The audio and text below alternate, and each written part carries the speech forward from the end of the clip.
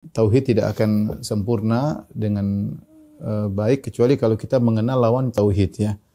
Sebagaimana pernyataan seorang penyair ya, wa bididdiha tatabayyanul asya ya, dengan mengenal lawannya maka kita akan mengenal sesuatu dengan baik ya.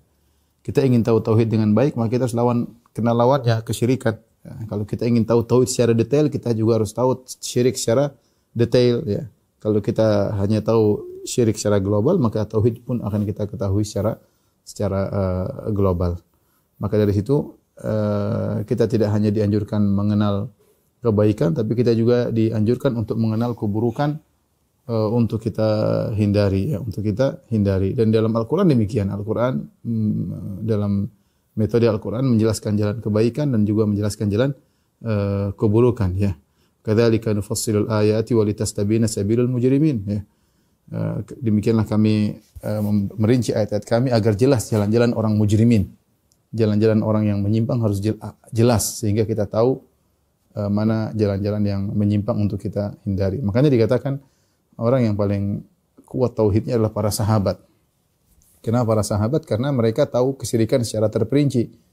Ketika Nabi SAW diutus kepada mereka, ketika itu berbagai macam model kesyirikan sedang dilakukan oleh orang-orang di Jazirah Arab ya, dengan berbagai macam kesyirikan ya, dengan berbagai macam model dan warna kesyirikan. Jadi mereka pernah mengetahui, bahkan mereka pernah melakukan ya. Setelah itu kemudian mereka sadar datangnya risalah tauhid, dakwah dari Nabi SAW, maka mereka mengenal tauhid juga dengan detail.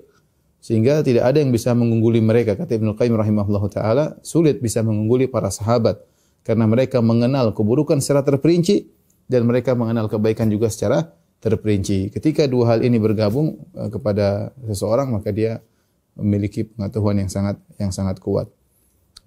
Jadi kita mengenal jenis-jenis keburukan untuk kita jauhi. Sebagaimana perkataan Hudzaifah bin Yaman radhiyallahu anhu, kana Nabi sallallahu alaihi wasallam kana an-nasu yas'aluna Rasulullah sallallahu alaihi wasallam anil khair wa kuntu as'aluhu anil syarr makhafata ayudrikani.